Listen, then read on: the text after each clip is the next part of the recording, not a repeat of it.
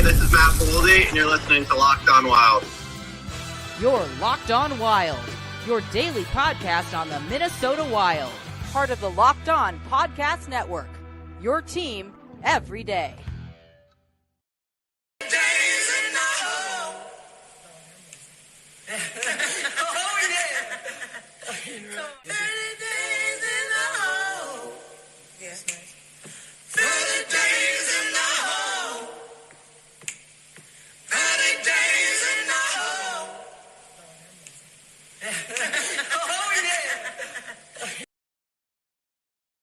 All right, everybody, that sound can mean only one thing. It is time for yet another live show here for you on a warm Monday night.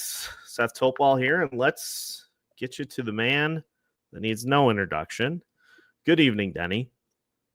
And good evening, Seth, and good evening, fans, and welcome to What the Hell Are You Smoking? Yeah, I'm a little juicy tonight.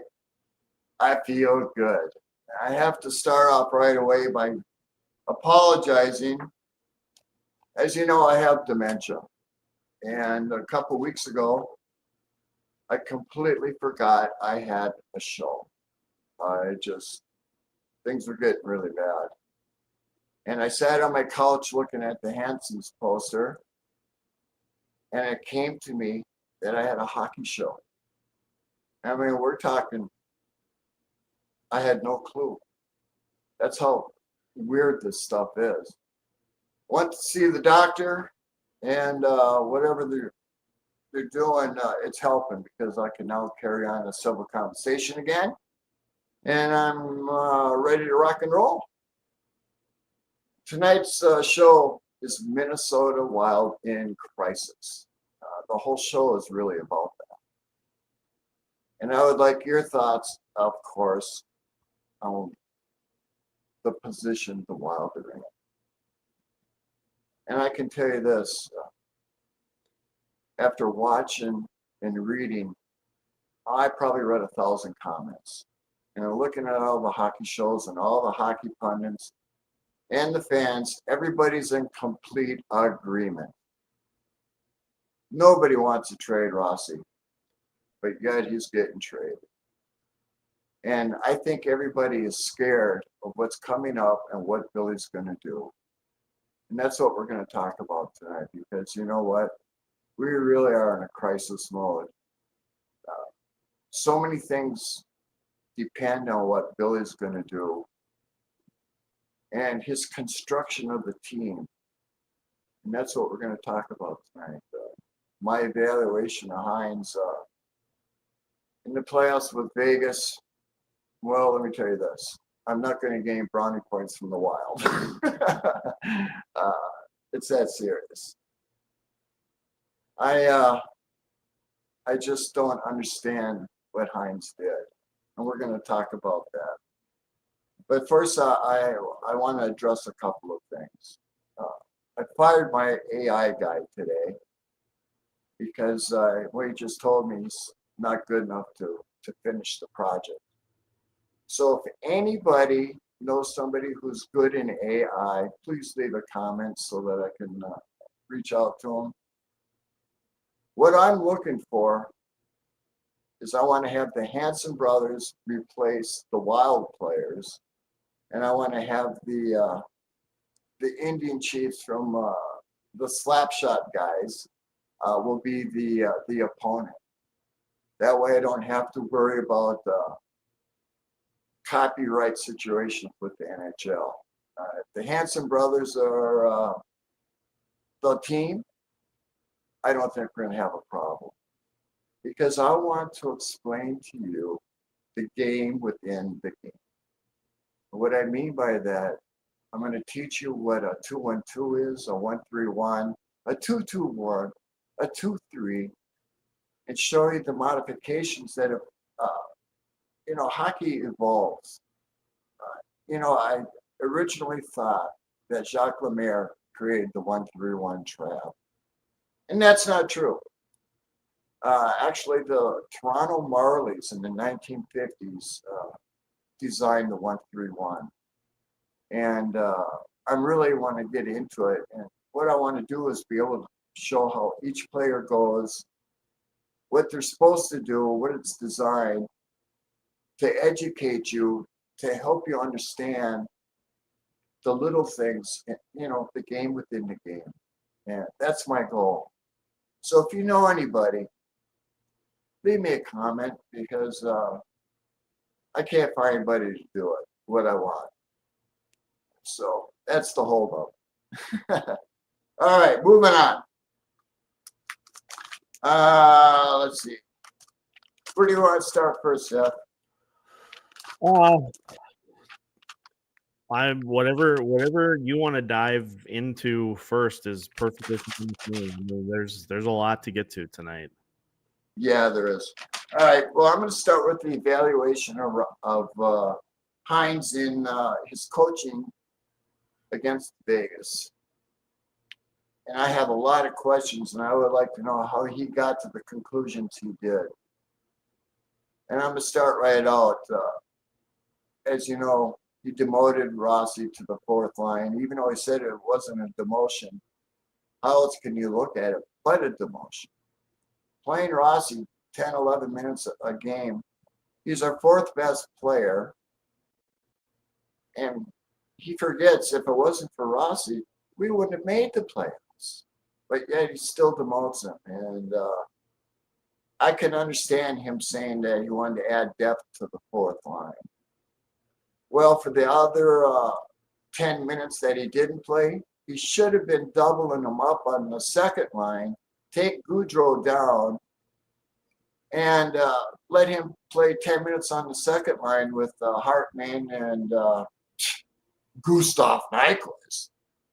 Oh, Jesus, it just bothered me to say it. But, his decision to only play Rossi 10, 11 minutes a game, I can't understand anything about that decision. It doesn't make common sense. I just don't see where he could think it was the best for the team. Coaches are supposed to make decisions for the players to make the best of the team. And he certainly didn't do that in the playoffs. The way he treated Zeev William is a disgrace. He should have played the last game of Anaheim.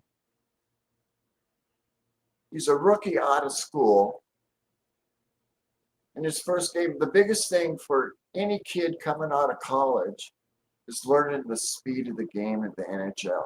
It's remarkably good. But he decided it was best to throw him into the fire in a playoff game with no less than Bogo. Now, Zeev isn't good enough yet to cover up for Bogo's mistakes. And how Hines could possibly think that was best for the team, I still don't get it. Zeev William he is a stud. But to throw him in like he did with Bogo is a huge mistake. He should have been paired with Spurgeon. Brodin should have been down on the third with Bogo, and that would have made three very good lines, but that's not what he did, as you know. And then his treatment or non-treatment of Ogren. How could he possibly think that Gustav Nyquist would give him a better chance to win than not put Ogren in? It makes no sense to me. This is all just common sense stuff. Hines doesn't like the kids.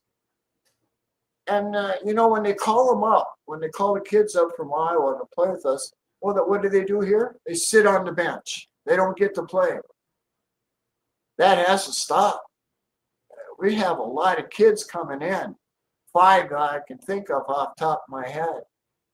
And Hines is not the coach for the Wild to win. His time management, his line combinations just aren't good.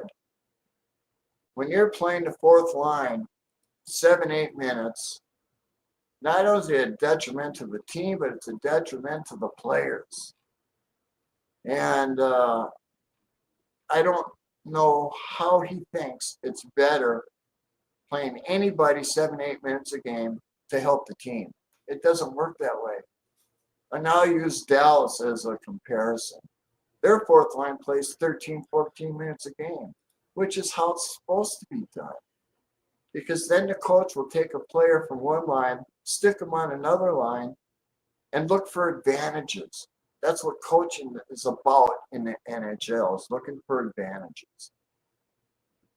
And Hines definitely doesn't do that. And he switches up players. In fact, he switches up 2 at a time, which is a terrible thing to do because if you're not practicing with it, you put 2 new players on your line, you don't have a line because you have no continuity yet. But he does that on a regular basis. So you know where I'm going with this. Hines is not the man for the Wild to win. And it shows that, the whole goal for the Minnesota Wild is to win 16 games in the playoffs. And we're at number 2. God. I don't care if we just got there. It's not good enough.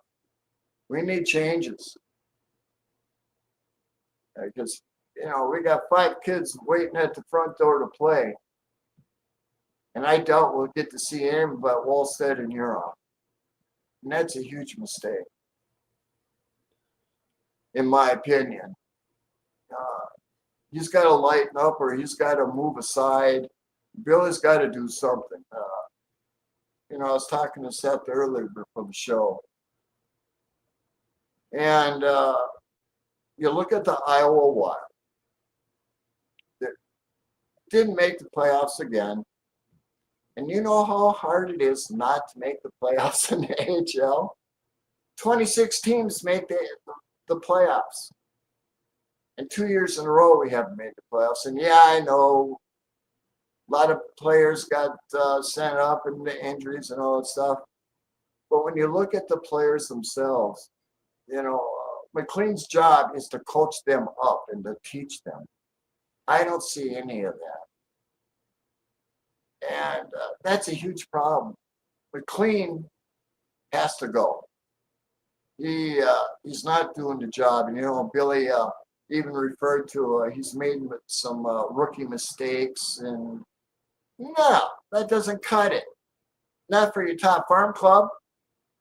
And my suggestion to you, Billy, is talk to Don Granato. He's one of the very best at coaching up kids. What he did for Buffalo was amazing.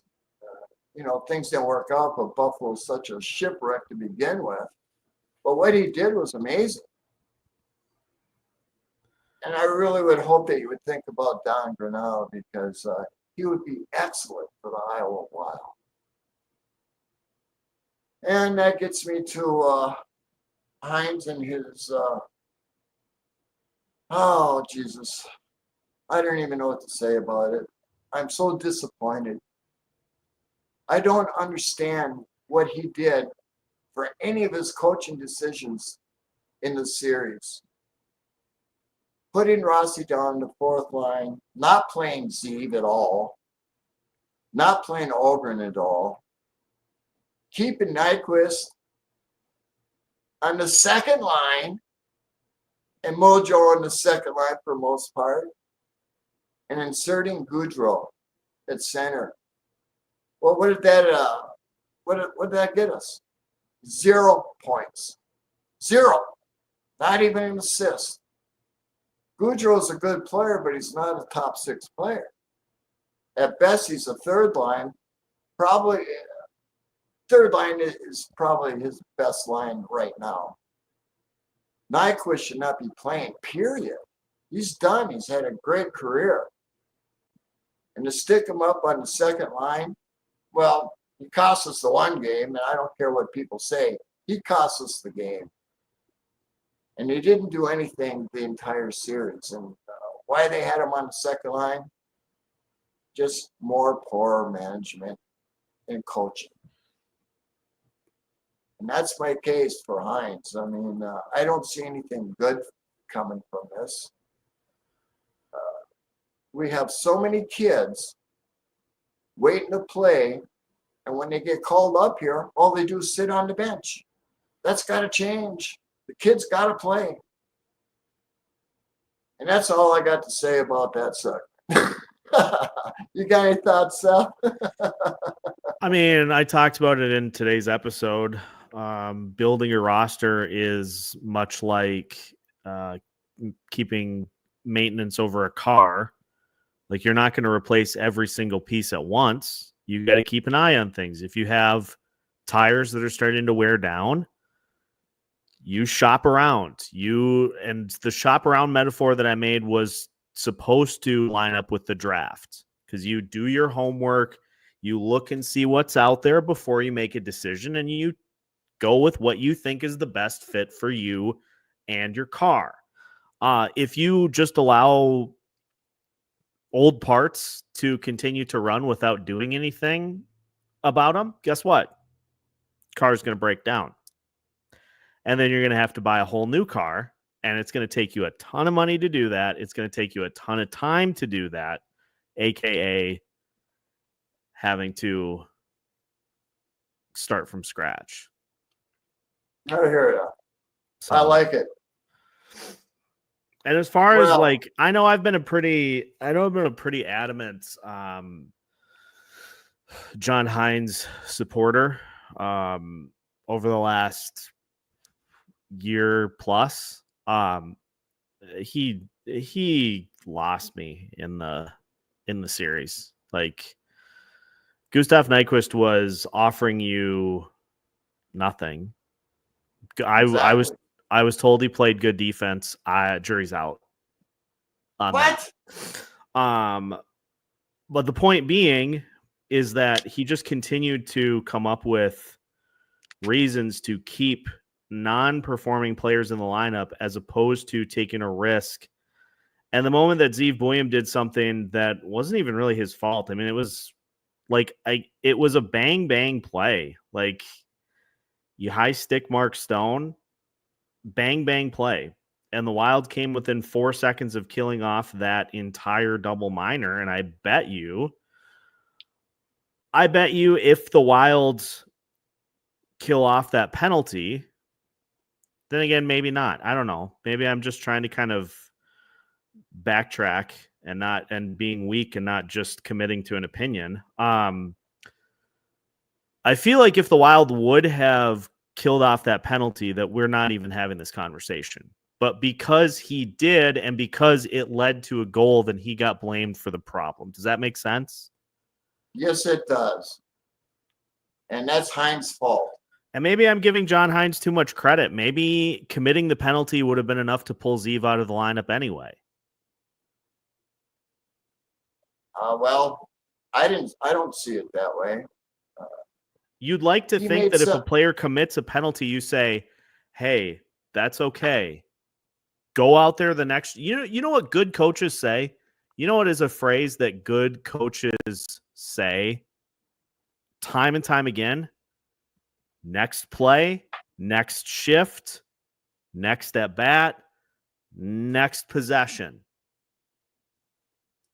To imply, hey, I understand that players are going to make mistakes, but the only way that you learn from them is by moving past them, by taking something from it, moving past it, and going on to the next play. That's what good coaches say. Absolutely. And to reiterate, not playing Zeev Buium against Anaheim was a huge mistake. You know, brand new kid out of college. And like his first thing he has to do is understand the speed of the game. And to throw him in the playoffs with Vogel, that's one of the worst coaching decisions that I can think of that I've seen in the last 20 years. In NHL history. I mean, it's that bad. I just don't see what Hines is thinking when he does stuff like that. I don't. All right. Moving on. What do we got here? I got so much. Oh, I want to talk about the new kid on the block from Wild Digest. You know, he's got a pretty good show. I like what he's doing. I really like how he uses his graphics.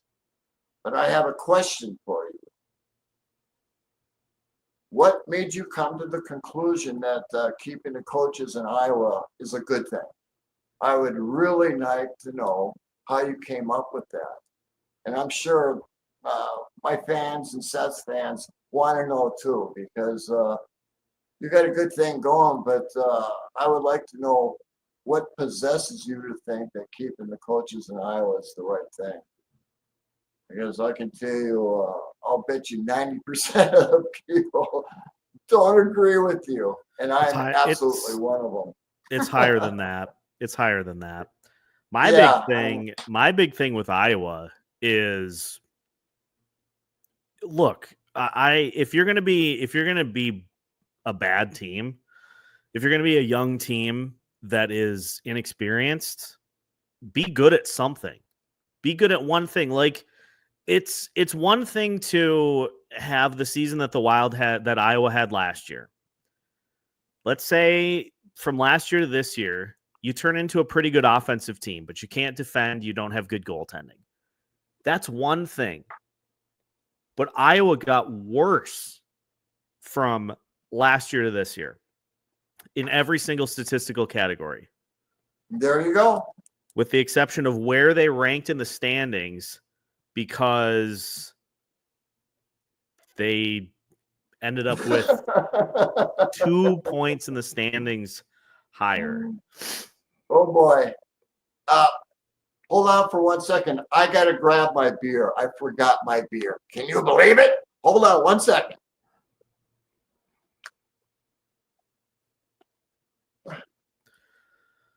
All right, we'll go solo layout here for a second. Lot of, is it possible to petition to get rid of a GM? I certainly am not going to start one. But you know, if one were to start, that's how stuff goes. Glenn, don't speak this into existence. Like, I've slept a total of 18 minutes in the last 48 hours. I can't handle it. What? Oh, you're back. Glenn is saying Guerin will sign Merrill, Johansson, and Nyquist to long-term extensions. That's a scary thought. I swear to God. I don't know what to expect from Billy. I really don't. His last 8 trades have been absolutely devastating.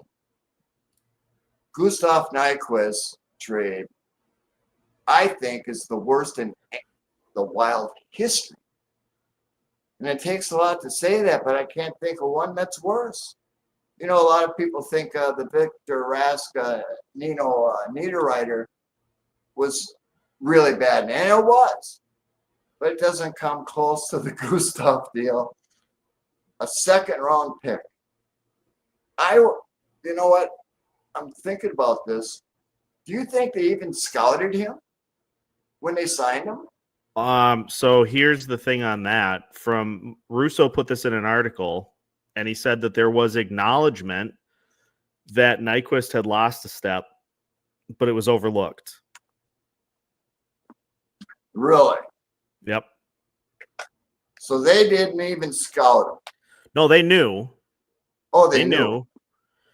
They were just willing to overlook it because it was Gustav Nyquist. See? Now you're telling me our team is not in crisis when you think about it? What did he play? 29 games? 2 29 goals? games, 2 goals, 0 points in the playoffs, 1 offsides. Well, for a second-round pick. Oh, my God.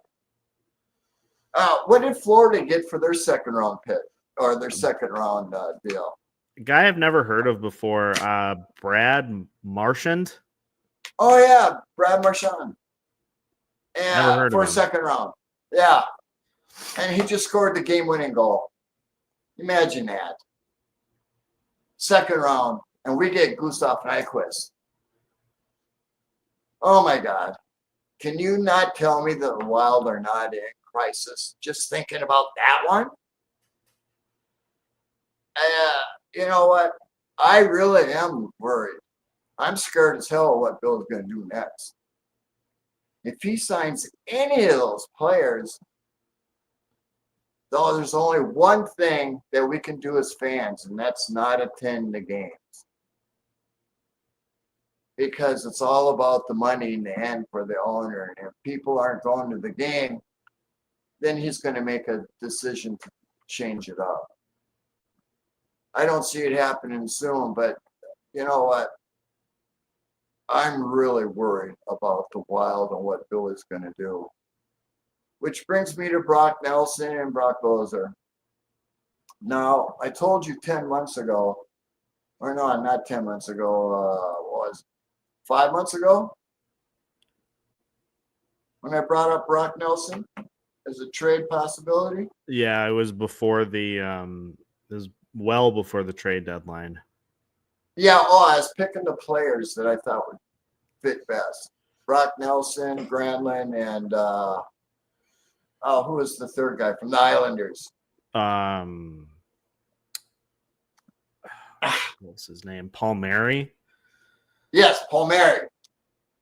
And of course, Dallas picked up Granlund, which he did an admirable job. He would have looked good with us too, but I couldn't see giving up a first round for him. I mean, it is what it is. And the whole thing that I had with Brock Nelson and I totally screwed this up. 10-year player still has to be 35 years old before he dictates where he wants to go play. And I forgot about that. At any rate, I think Brock Nelson is coming here. And everybody's dead set against it, but look at it this way. Brock Nelson on the fourth line would be a huge step up for our fourth line on the Wild. I expect him 30, 35 points. But he'd still be our best face-off man. He's a smart player. Yeah, he's lost a step, no doubt about it. But he could help. He could help the Wild. Denny. I'm just gonna say it. He's not coming Bring here. it on. He's not coming here to play fourth line. Yeah, isn't that a scary thought? He'll take slightly less to go back to Colorado to play second line if that's the case. I don't think Colorado wants him. Well, they gave up a lot for Brock, and we all saw what Brock did in the playoffs. I'm just telling you, if Billy's sales pitch to Brock Nelson is, we're going to have you come in at age 33, we're going to have you come in and play the fourth line, he's going to hang up the phone.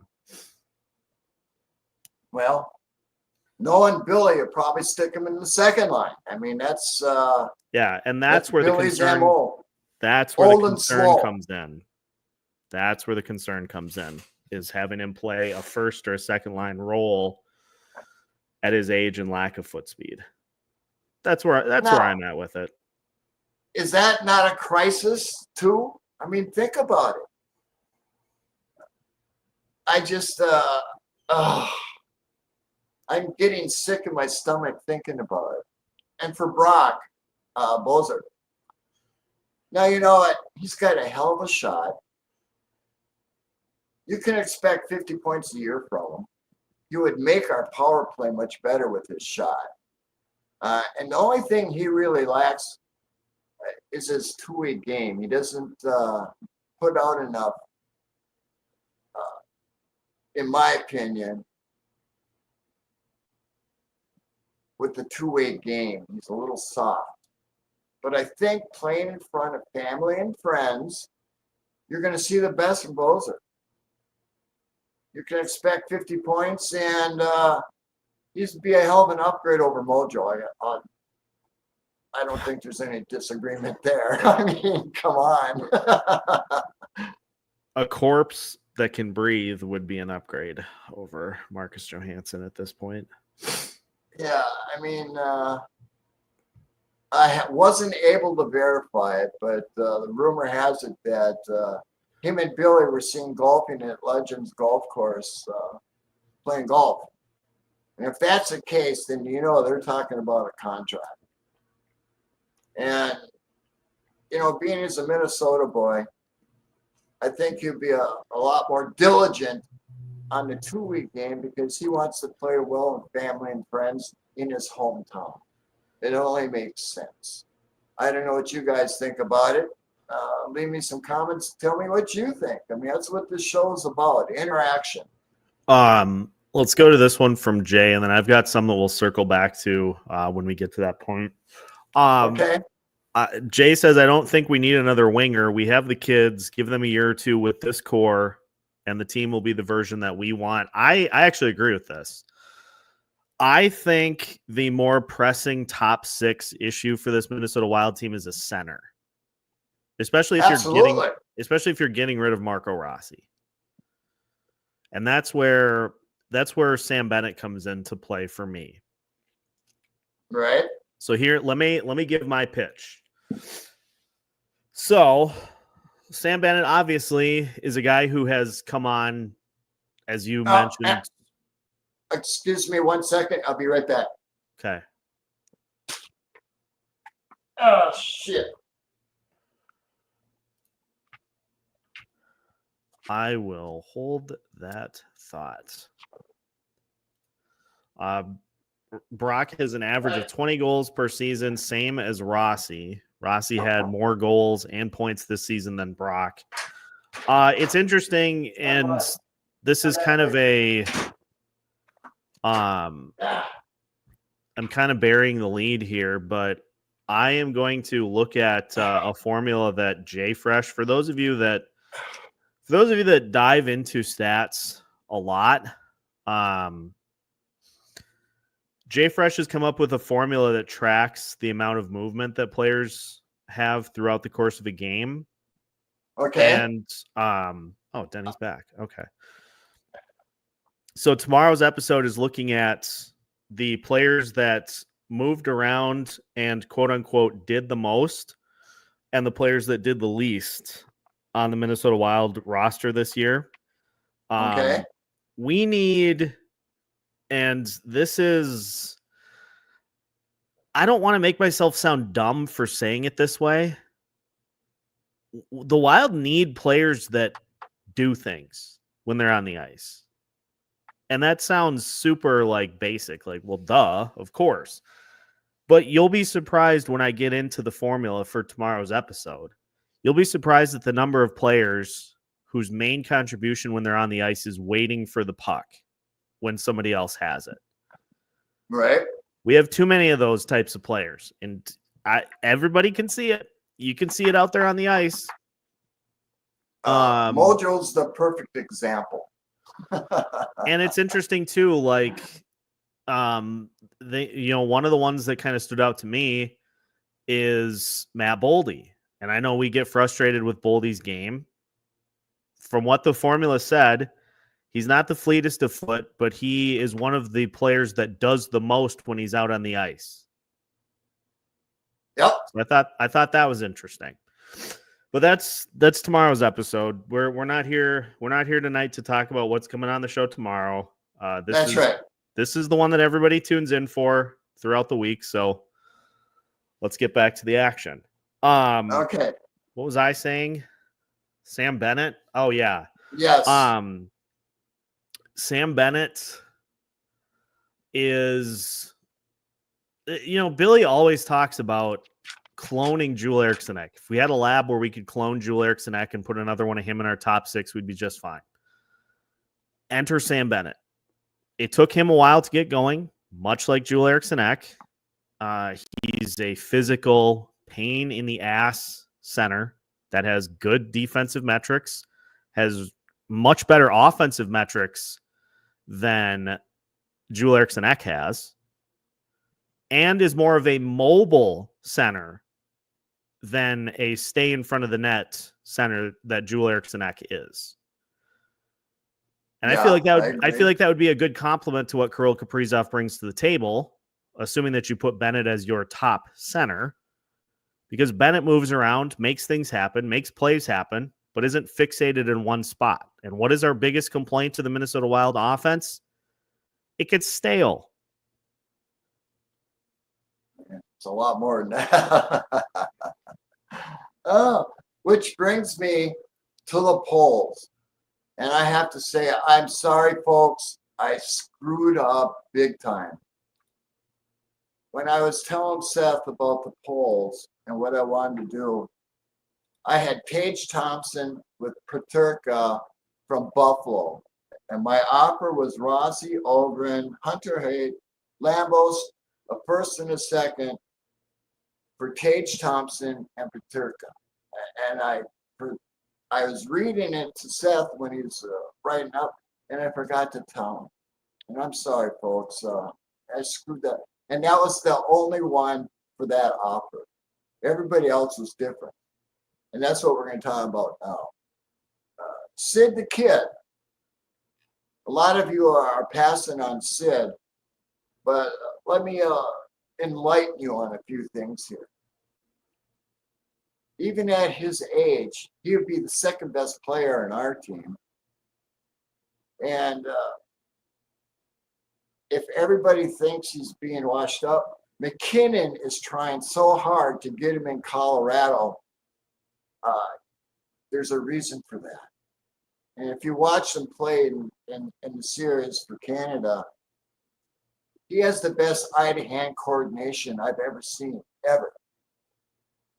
He's lost a step, but you know what? He makes up for it because he's so smart. And I think if we could get Sid, and that's a possibility, it would definitely make us cup contenders.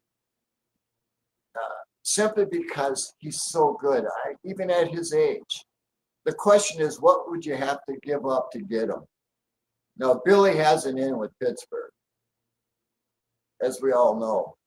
And Sid is a viable deal, even though at his age. But and the thing about Sid is he fits the profile. He's 30. He's over 35. He's got 10 years in, so he determines where he goes. And being that Sid started his hockey career right here in Minnesota in high school, and he's got a lot of friends here, we might have a shot at getting Sid. And if we could get him, I'd do it in a heartbeat. The question is, what would you give up for Sid? Fans, let me know what you think. I really want to know what you would give up to get Sid. He's one of the rare players in the NHL ever. Gordie Howe played till he was 40. I can see Sid doing the same thing. He's that special. He doesn't have the speed like he used to, but it really doesn't matter. When you got Kaprizov on one side, Boldy on the other, and Sid in the middle, oh, that'd be a devastating line. And so stop with the age thing, because you know what? He's a special player. Top 5 of all time. And we would be lucky to get him. And just, maybe Billy is thinking the same way. I would hope so, because we need a center. Tage Thompson and Peterka would look real good in Minnesota also. And then I brought up, what was the deal from Utah? Maselli. Yep, Matthias Maselli. Yeah, now he was rookie. He scored 17 goals as a rookie, and he made the All-Star rookie team last year. He's fallen out of favor this year. So I'm thinking if Utah wants to give a first, Maselli, and a player to be named, or a second-round pick, I'd be in favor of that too. And then we have, which I think is a very good chance of having, Dylan Cousins of Detroit. When his name was brought up, I got to thinking about it. I've been looking at his stats and reading everything I could about him. he's extremely unhappy in Detroit. When the trade deadline came and what Eisenman brought in, it really pissed off. It pissed off Dylan, and he said so. He's not happy there, so we might have a shot at getting him. And he would be our number one center. You know, and I think anybody who plays with Kirill over 82 games will increase his point production by 20 points. That's how good Kirill is, you know. Dylan Cousins would be a number one, and he fits a profile. He's Do you big. mean Dylan Larkin? I mean Dylan Larkin. I'm sorry, folks. No apology necessary. My mind is going two different ways. Dylan Larkin. He would be an absolute good get. He would be our number one center. Now, what did he get? How many goals did he score this year? I would like to say that he had 27 without looking. I'm pulling it up right now.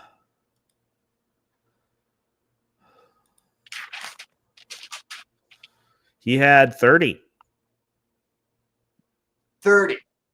Now, how many assists? What do you have? 69 points? 68, He had 40 like assists, so he had 70 total points. 70 total points. And with Kirill, I would absolutely expect him to be in the 90 range, simply because Kirill makes everybody that much better. You know, and he can skate. He's got all the tools. And he would certainly look good in the Minnesota lineup. And the question is, again, what would you give up to give him? And you have to make an offer that's good enough to get him. You know, I saw a lot of these deals where, oh, well, we'll do this player and that player. Now, you're not even close. You're talking about the best player in the team. You're looking at least, I think with Dylan, you're looking at Rossi Ogren and a first. I'd give up Brock Faber for him. Kidding.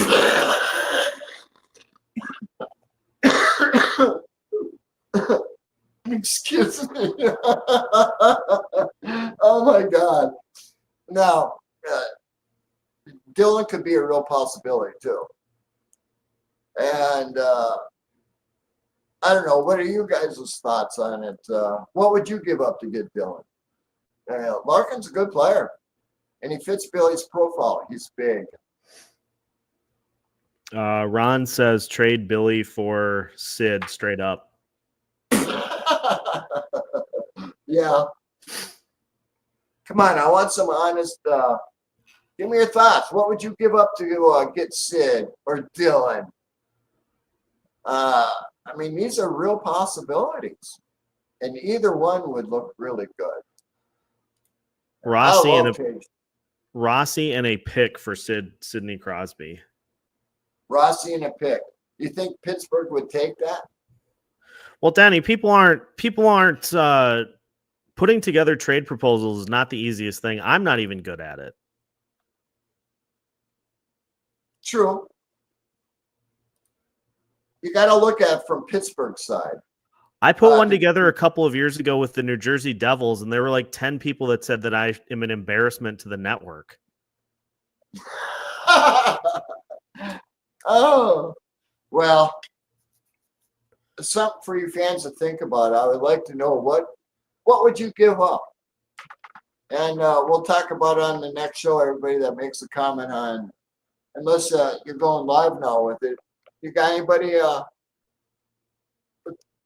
excuse me, with any trade proposals? Creepy Colors said Rossi and draft picks for Larkin. Yeah. Do you think Detroit would take that? Realistically? We're going to have to ask a GM. It's not something that's easy to quantify. I think it would take Rossi Ogren and a first to get Dylan. And maybe a player to be named later. You got to put together a package that they're going to want to look at because they want to make by the trade to make their team better. And my thoughts on Rossi are this. He's going to turn 24 years old. He's just coming into his own. You know, he's the lunch pail kind of hockey attitude. What I mean, he comes to work every day and gives what he's got. And if you look at all the great players, and I'm going to use McKinnon as an example, it took McKinnon 5 years before he took off. His rookie year, he had an exceptional year, but 4 years besides that, learning curve. When he hit 24, he took off. And I think Ross is going to do the same thing. He's going to be an 80-point player. And if he has really good players with him, he could hit 100 points.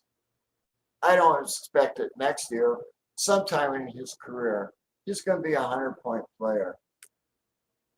And it's going to be tragic to see him go.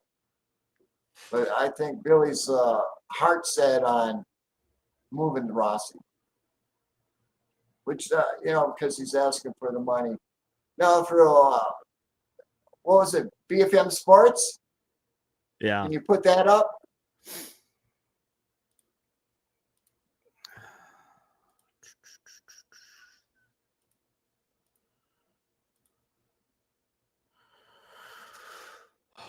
All right, let me zoom this in. Okay. Well, why don't you read? I can't read it. So why don't you tell them what it says? The Minnesota Wild are poised for a pivotal offseason as they aim to move on from a challenging past characterized by dead cap space hindering their potential. Marco Rossi, an emerging talent coming off a career-high 60 points, faces uncertainty as he enters restricted free agency. General manager Bill Guerin may have exacerbated this situation by not securing Rossi's contract sooner, despite his promising performance. With mixed signals from the team regarding Rossi's future and the potential for offer sheets affecting his status, a significant decision lies ahead for Bill Guerin and the Wild. There you go. Now, if you remember, folks, in either my first or my second show, I said we should sign Rossi to an 8-year, $40 million deal. And you absolutely just killed me in the comments saying, how could I ever think about making that kind of offer for a rookie just coming into a second year? Well, it's the judgment. Oh, Jesus. I'm so. Oh, no. What's going on? Okay, I'm back. Somebody called me. I'm sorry. At any rate, at the beginning of the year, it was either my first or second show, I said we should offer Marco Rossi right now 8-year, $40 million deal. And of course, he absolutely would have taken it. And I got killed in the responses. Everybody telling me I'm crazy as hell. Well, how crazy am I now? Do we know he would have taken it, though, considering Matty Beniers is sitting out there with a $7 million AAV deal? Well, this is the way I look at it. He's a rookie.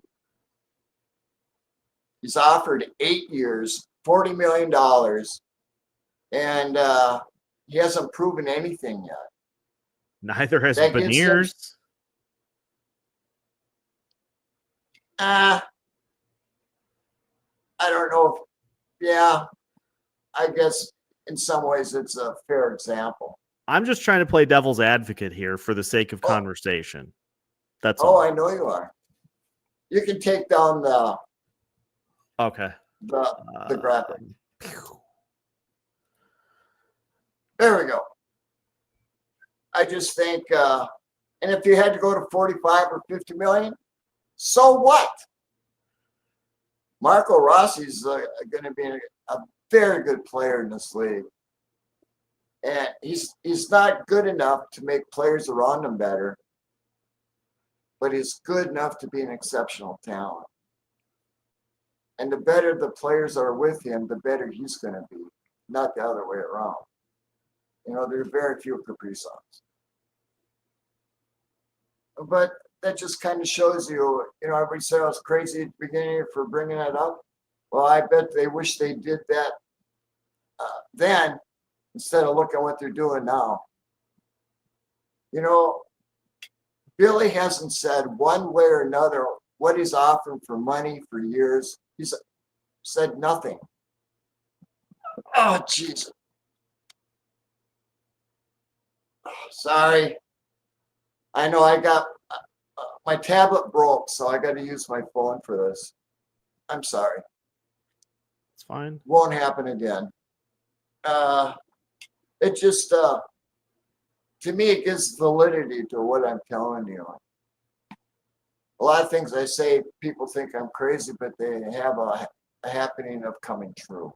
And I think the Rossi offer was quite valid.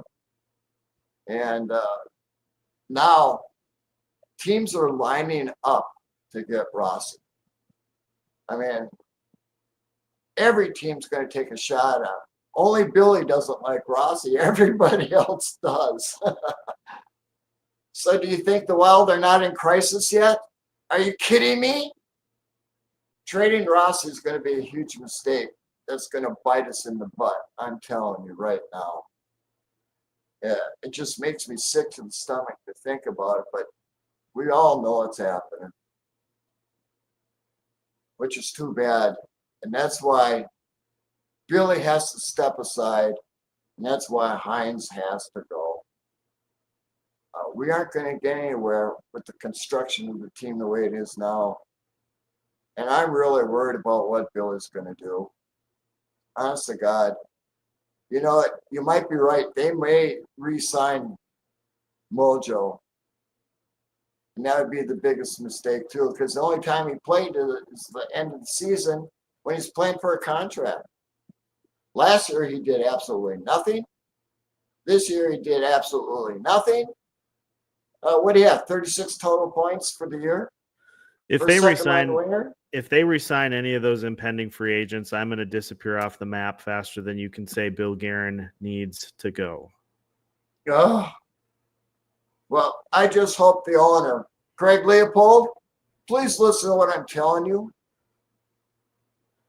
Food for thought. Honest to God. Things can't keep going on like they are. The goal is 16 games in the playoffs. Not 2. Please think about that. I mean, you got it made. You got to sell it every night.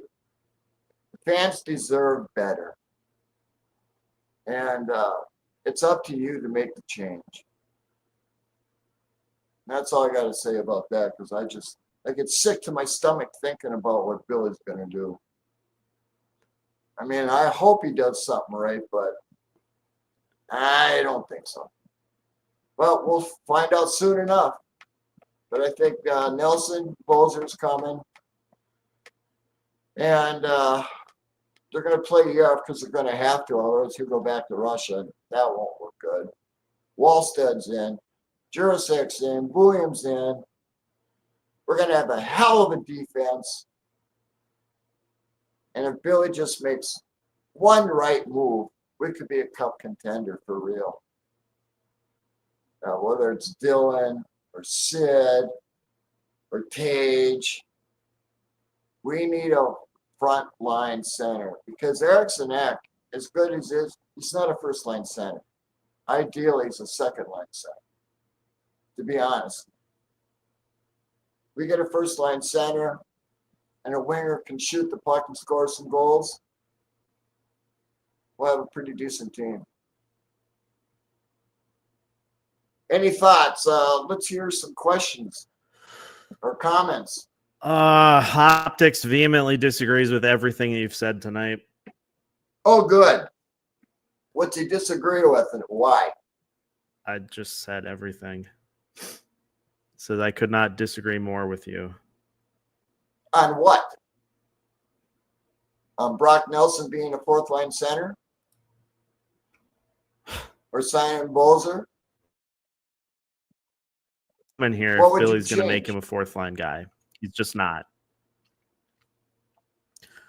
Let's go to Nathan. I'm just afraid Billy's going to trade Rossi for an unknown and then bring in both Nelson and Besser. Yeah, I'm worried about that too. I think it's a foregone conclusion that Nelson's going to be here, and quite possibly Bozer. It's just the way it is. That's Billy's construction of a team. That's why he has to go, because our team is in crisis, and Billy is the head of it. I've never seen all the hockey pundits and everybody in the fans making their comments about not trading Rossi. And I agree absolutely, but we all know what's happening. You know, he's a very good politician. He didn't say anything that meant anything in his interview. Just like a politician. A lot of words, no content at all. And it is what it is. Any other comments? Billy has had many years to deliver a good team. He has not. I don't have confidence he will if they keep him. Yeah, my sentiments exactly. What else? Britt wants to know, do you think the Nyquist favoritism is because he came from Nashville with John Hines? I think that's played a part in it. I mean, I don't understand. I mean, honestly, I don't understand how they could give up a second when you know absolutely nobody's calling Nashville to upgrade their team with Gustav Nyquist. I don't get it at all. Honestly, when I say it, worst trade in Wild history, and I'm standing by it. If you got one that's worse, let me know, because I can't think of one. What else?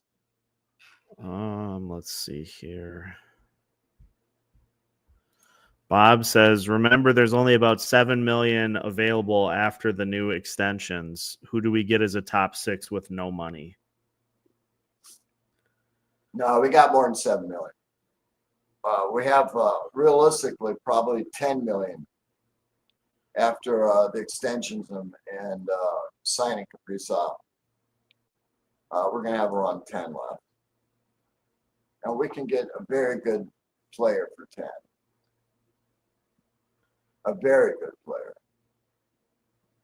That's why I think Dylan or Tage or Sid are really viable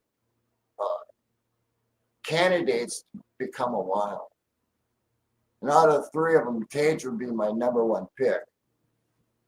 But I would take any of the 3, and they would absolutely make the Wild so much better. Because we lack a true number 1 center. You know, and Rossi is he's the pitch. And you want to maximize your trades. And putting Rossi out there with whatever else, you know, that's what's going to happen. Believe me, and I tell you, Rossi's gone. And it's just a matter of the return. And like I said, teams are lining up and making offers officially or unofficially right now. But when the trade or when the contract's over, the new year starts, every team in the NHL is going to make an offer for Rossi. I mean, the only thing I can say about that is you're selling high. Even though it's a mistake. If you're going to move them, it's the right time to move them. Anything else? Not really. We've hit an hour. Okay. I'm beyond exhausted, and I don't think I have any more hockey in me to talk. Okay. Well, folks, for what the hell are you smoking? And it goes to the new kid on the block for thinking that keeping all the coaches in Iowa is a good thing. No, I don't understand it, and I hope you reply and let us know why you came to that conclusion. Other than that, really thank you everybody for watching the show and putting up with my degrading mind is all I can say. Dementia is a hell of a disease. I'm dealing with it the best I can, and I hope you understand. With that, I'll say goodnight. Bye, everybody.